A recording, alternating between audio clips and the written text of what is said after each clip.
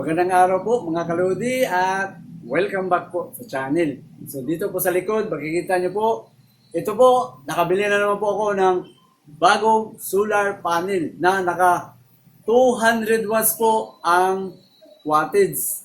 So ang brand na ginamit ko is Whirlpool Black. So dati ang gamit natin is solar panel na naka solar homes. Kaso, 2 buwan na po ngayon, walang stock pa rin si Solar Homes. Kaya, ngayon inisip ko, maghahanap na lang tayo ng ibang brand na mas maganda pa rin gamitin.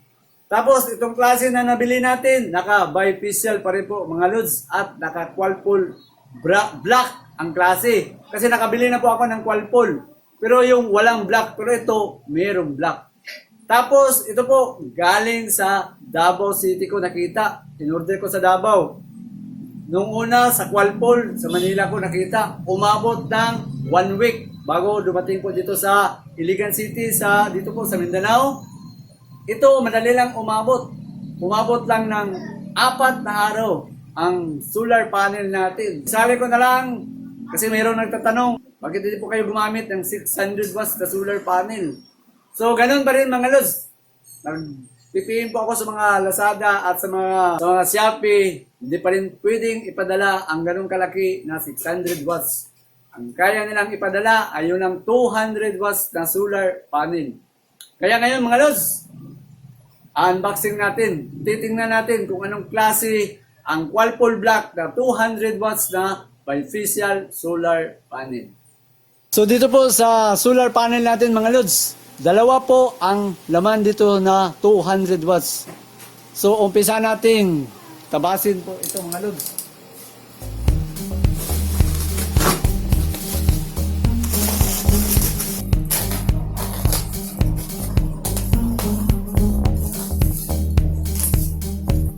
So, yan po mga lods, mukhang nabaliktad natin. So, pakita ko muna sa baba ang pagbubukas natin. So, nandun pala sa baba ang terminal. So nabaliktad po itong pagbukas natin. So okay lang.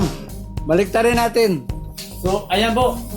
Maganda ito. Malaki ang terminal. I'm sure malaki rin ang paglalagay dito sa diode. So Whirlpool Black. Ibig sabihin yung frame naka-black. Yan ang ibig siguro sabihin nila. Tapos sa likod, mga lods, makintab po ang sa likod. Ang klase sa bifacial na Whirlpool brand. Ito yung sa likod. Ito naman sa harapan. So kung titingnan natin, kapareho po ito sa Tiger Neo na gamit. Pero naka black side lang ang pinagkaiba. Yan. Kasi 2 po ito, yung isa na naman po bubuksan. Nilalagay ko muna dito. So mga lods, ito na po ang 2 nating in-order na 200 watts. So isi-center natin itong camera dito. Yan. Harapan, ito naman yung sa likod. Napansin ko dito sa likod, wala pong nameplate na nakalagay. Baliktarin na lang natin itong isa. Okay. So, meron po. So, gagawin natin. Ilalapit natin doon ang camera para makita nyo po ang rated. At the same time, makita rin natin kung meron ba itong diode protection sa loob. So, umpisahan muna natin dito sa terminal. Kung meron ba siyang protection sa diode. Yun ang una nating tingnan. So ayan, makikita naman, meron pong diode. 3 po ang diode, protection pong nakalagay. So okay. Sa kabila tayo, dito naman, tingnan natin. Meron bang protection diode?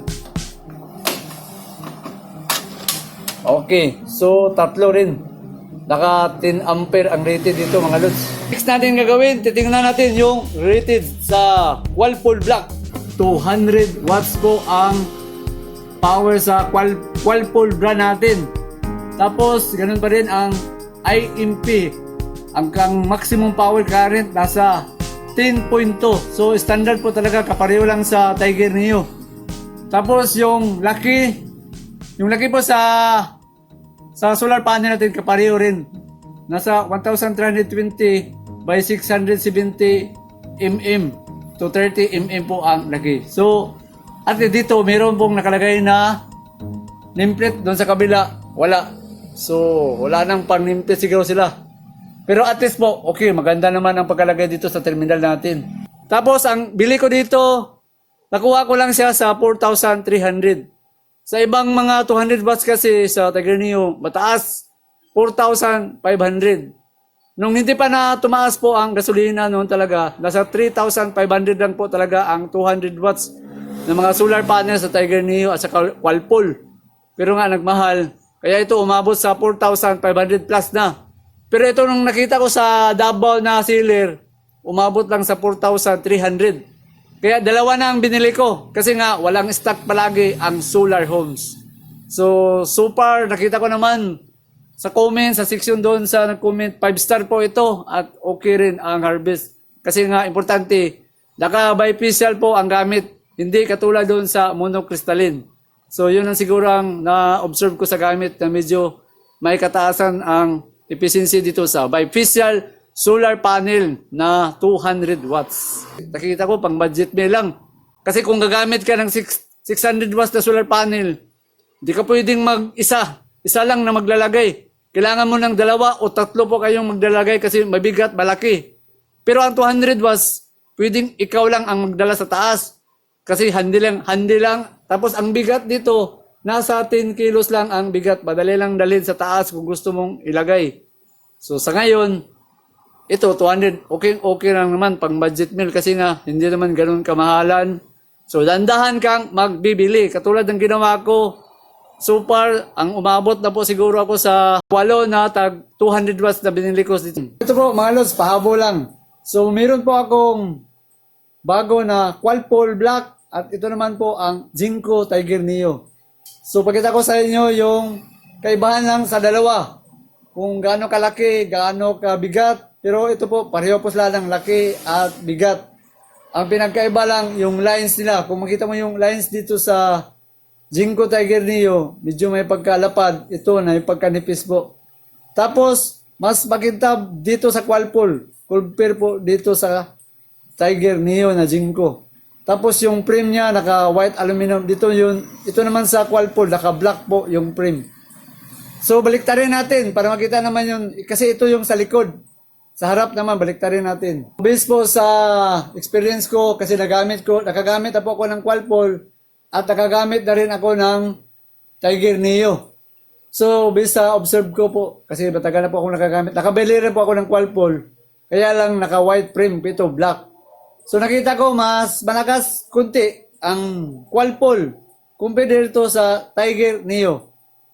So, hanggang sa muli mga kalods at maraming salamat po sa panonood.